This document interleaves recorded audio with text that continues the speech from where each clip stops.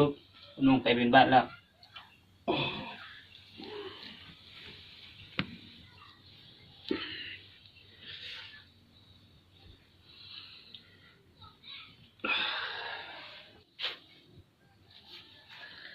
บาดได้ขนาด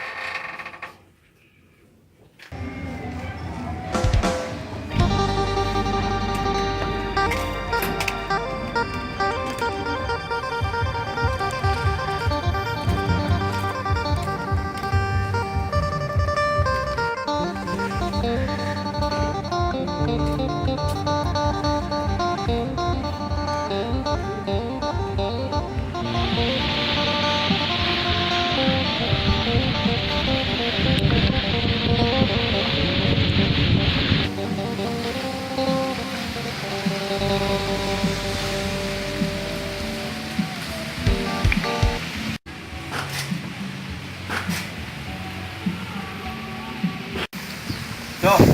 โดยทุกคนถูกแบ่งเงินแล้ว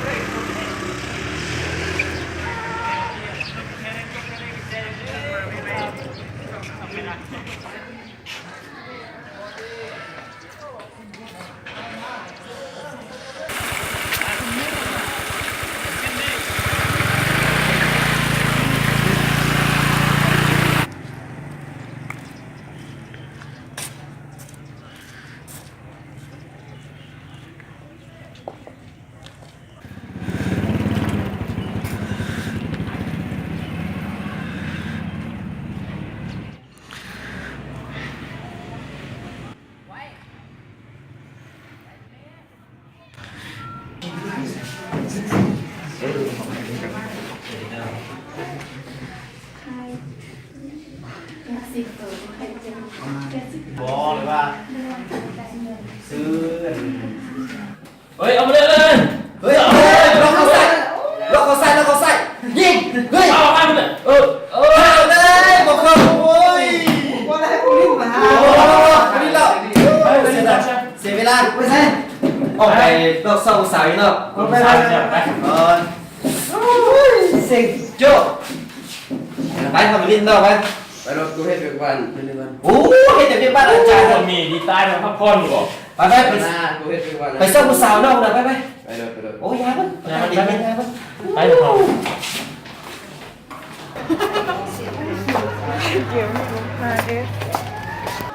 เฮ้ยผู้สาวไปใส่ผู้สาวโอ้ยก็ไปแค่ถ้าคนเบิ่งเจ้านี่คือวิตามินซีเลยยาวเชียวเอามาดีต่อสายตาเบิ่งไปเบิ่งมาเนี่ยเขาเห็นเจ้านี่เขาอยากลำฮะจะได้ไปอยากลำเอาเขาอยากจีบโมยาวสาวขอเบอร์ได้ขอเบอร์เลยเสียวตัวเล็กเลยเชียวขอเบอร์เฮ้ยเสียเท่าเด็กตัวเล็กบนรถใจเรื่องสาวเอาไปแรกเจอกันบ๊ายบายจะได้มาสู่มือเลี้ยงเขา3 คนน้องรักเกยจัดการเลยเขาห้องก่อนสร้างมือเลี้ยงเนาะจะได้เสือซ้ำข้อมือนะอ๋อเสือกระเซียเขาได้ความเขียนนี้ไม่ได้ใช่ไหมมันเสือไปยิบคืนนี้เรียบร้อยเฮ้ยยังมือเลี้ยงที่คุณยายกับลูกหมูหนึ่งสาวเป็นหนึ่งก็ทำงานมาใหม่แม่เราจะไปเที่ยวเอาแต่ว่ามีแฟนแล้วนะจ๊ะอีกนะเอาที่ญาติยังแฟนมันหันเอาถ้ามันตีรุ่นโอ้ยญาติยังแฟนมันเขาลงมันลงแฟนมันลงแม่แบบเฮ้ยญาติยังแฟนมันอ่ะไปใส่ซะกี่เดือนแล้วนะไปกี่เดือนเสี่ยวไปไปโจ้ไปนะโจ้ โซ่สามเถื่อนส่วนเป็นจะนี่น้องน้อง เฟิร์มไปยิ่งไปเลยซะไปไป ซักนี่ไม่ได้สิทำนะ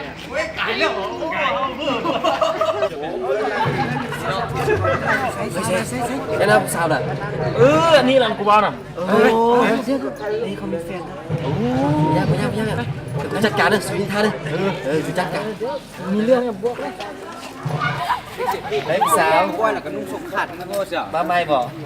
มีแฟนแล้ว อ๋อคอยลมเจ้าเป็นแฟนเจ้า ค่อยมีแฟนแล้ว อ๋อบอกคนสวยขอเบอร์ได้ดู มีแฟนแล้ว ขอเบอร์ได้บ่ได้บ่ ปักนั้นมันอยู่กับแฟนเอาไปเห็ดมันบอกจัดการไปใส่มันเขียวใส่คนแฟนกว่าเอาไปเลยงูวะเอาเสี่ยวมึงยัง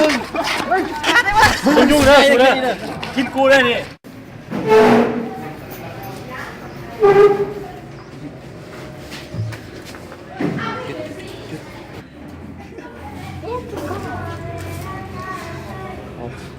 จะได้นะไว้ไปบอกเลิกแฟนเจ้าโจ้หัน โอ้ยถ้าเขามาเราก็บอก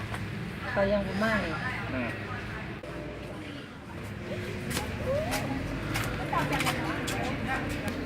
ดักตัวนี้มันเฟิร์ม โจอันนี้แฟนไหมของเพิ่นเขาเลิกกันซะเขาเลิกกันซะเขาเลิกกัน บ้า ซะ นแผ่นดินไหวหัวใจของอายไหวสั่นใจแยกจากกัน ตอนเจ้าบอกเลิกกันสายบริตนอายโปนงลาหูเพราะว่าอายปวดหัวใจเจ็บจนเกือบตายแค่เจ้าเอ่ยคำลา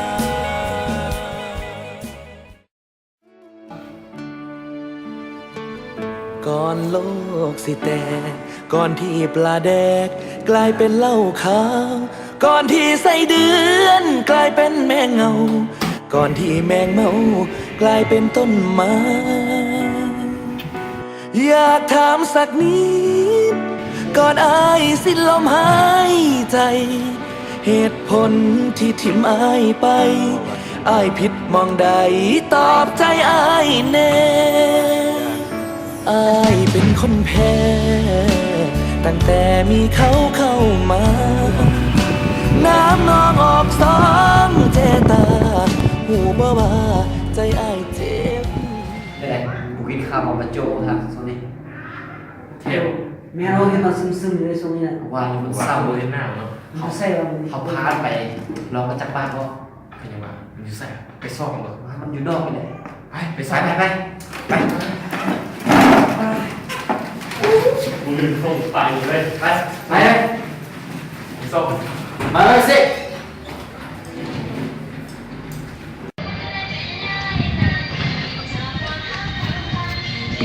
ดีไหม นี่ไปชวนโอ้ดีจังเลยไป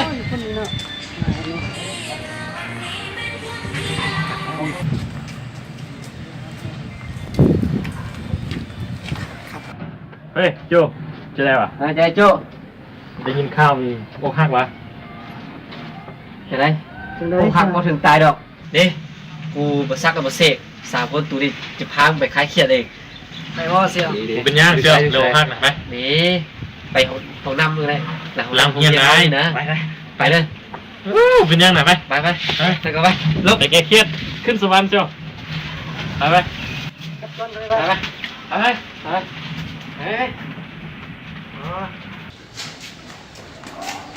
มา ไปใส่อย่าสู้มาดูมาดูไปไปไป บอกว่าเชียว ไป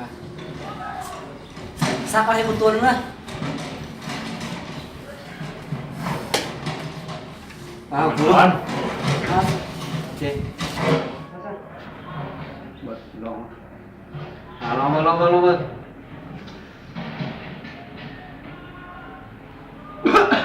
เอาไปยัง ยังเจ้าครั้งแรกเจ้าเนี่ย ผมยังไม่อยากครั้งแรกเลยเบิ้งไว้ที่สู้พี่ไว้ที่สู้ที่เบิ้งเฮ้ยจารีของแท้นะเพิ่งดูแบบ หักสุดหักเครียดเจ้าอะไร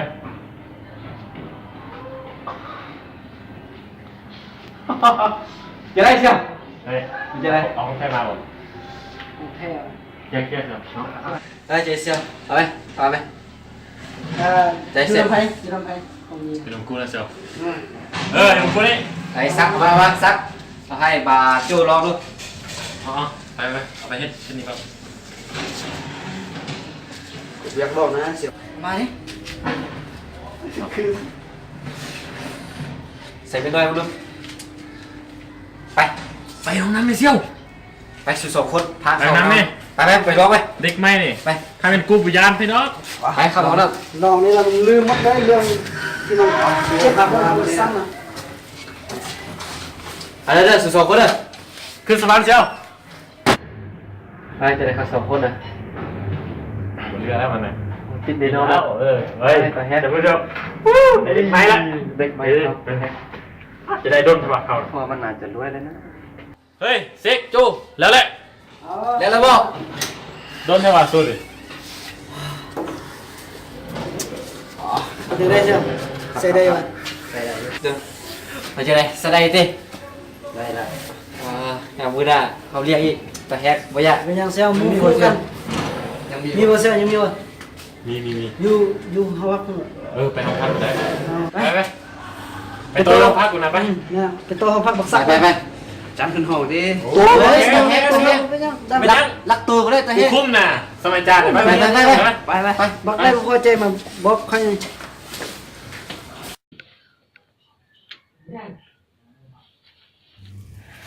เจ้าลุกคนไปถึงกันได้ช่วงนี้เป็นยังไงตัวนี้มันลองไปติดมูติกูบริบอน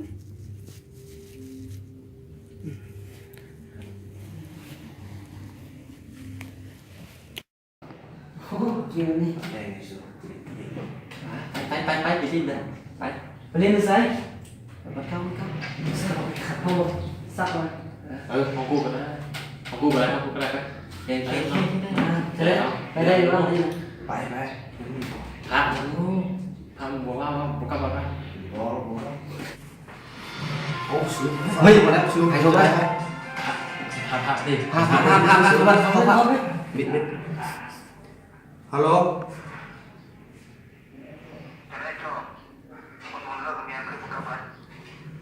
มื้อนี้ข้าน้อยมีเบรกวันอยู่โรงเรียนตอนกลางคืนเลยกับสำนี้เด้อ โอ้ เข้าได้ไปจะได้เข้าพาได้แล้ว ได้แล้ว เอาเลยไปใช่ ไปตัวห้องกูไป เข้า เพื่ เพื่ อ อเดี๋ยวผมไป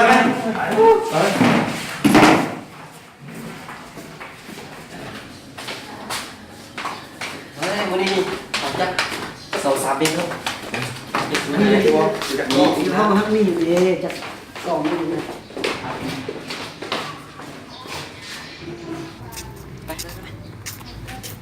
ไปโจมาขึ้นรถกูพี่ไป เซ็กขึ้นกูเซ็ก ไปขึ้นรถกูพี่ เดี๋ยวถอนด้วยนะ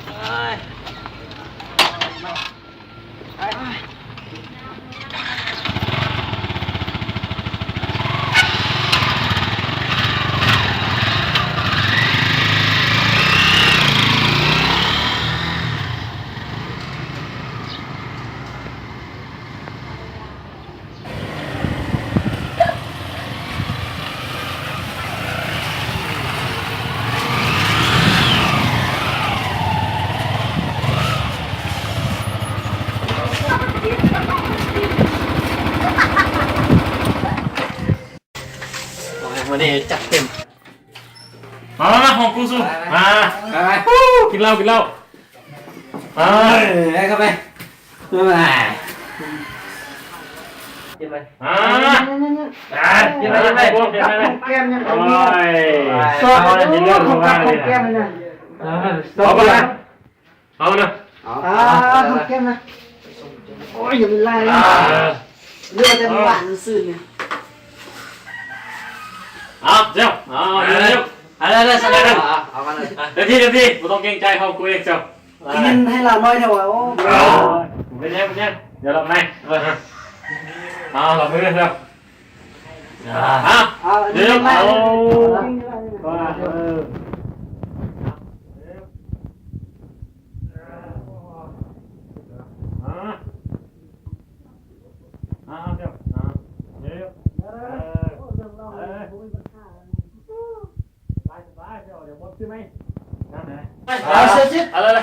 เอาอะไรกินกันมาเข้ามาก่อนไปจะทับไปเราเล่นๆเลยนะจ๊ะ กินกันครับวันนี้ยังกินกันน้ำบริสุทธิ์ ได้จบใช่แล้วเจ้ามาแท้เลยนะ ชีวิตคุณให้เดินทางสายนั้นพ่อแม่ส่งเสียให้เรียนทำไมถึงไม่ภาคเพียรเจ้านี้เรียนกันไปไหนจำได้ไหมคำแม่บอกลูกชายให้มันเพียรเข้าไว้จะออกมาเมื่อไร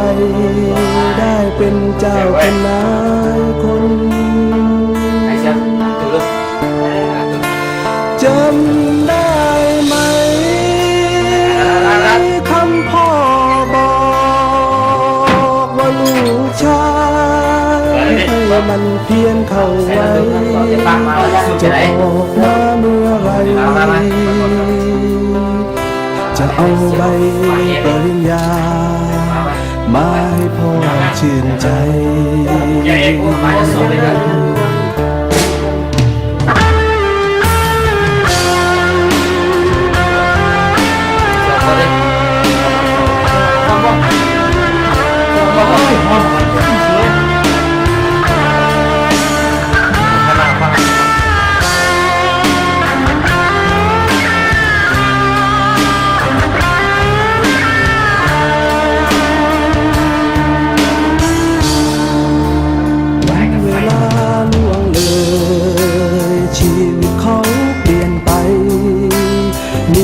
ฟูงมา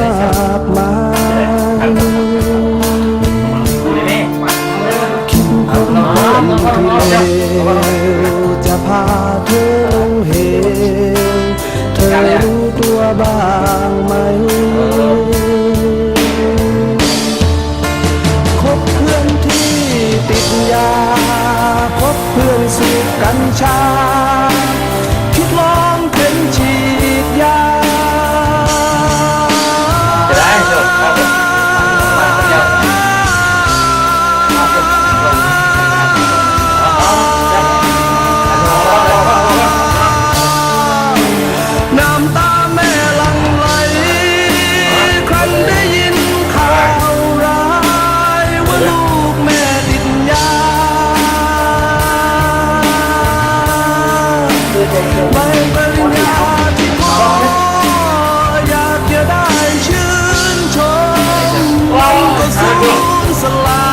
ปากูไปดิเลย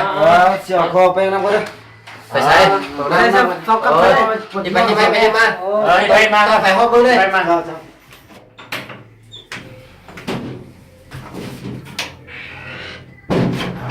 ยิงเงี้ยเจ้ายิงเงี้ยเท่าที่ต้อง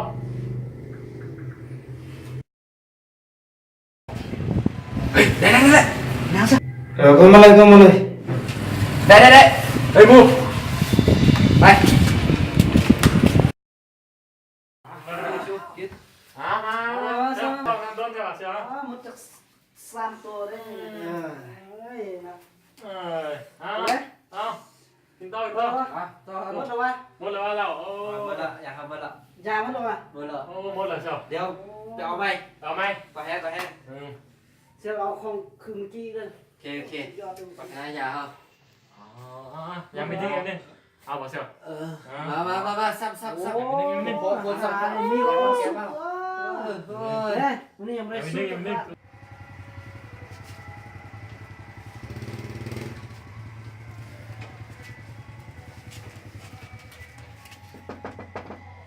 เฮ้ย ใส่เม็ดนึงมาดู อ๋อไปเคาะประตูไปเพิ่งไหม อ๋อ ไปมึงนะมึงไป เสี่ยวเสี่ยว เชี่ยวสิ พวกใดวะ มาบูเขาเลย ไป บู ละเดี๋ยวอ๋อ บูเกินไปไหม ไปเลย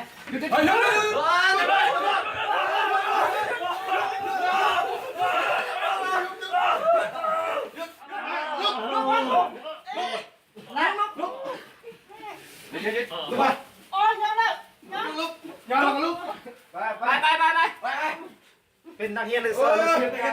เลยพากันไปซุ่มแซวนู่นแบบนี้เนาะตายกันลบกันยุงผมพาไป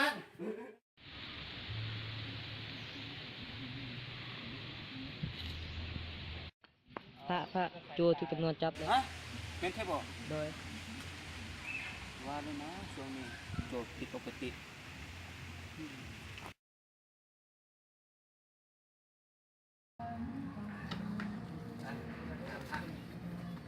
ทำมาเข้าจิตใจ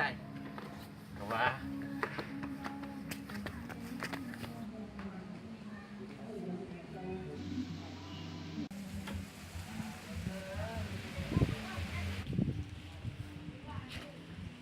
นมัสการ ได้สบายดีบ่ โอ้ย ต่อไปอย่าไปยุ่งเกี่ยวกับอบายมุขเด้อมันบ่ดีตัวคนเองนะสังคมไปตั้งใจทำงา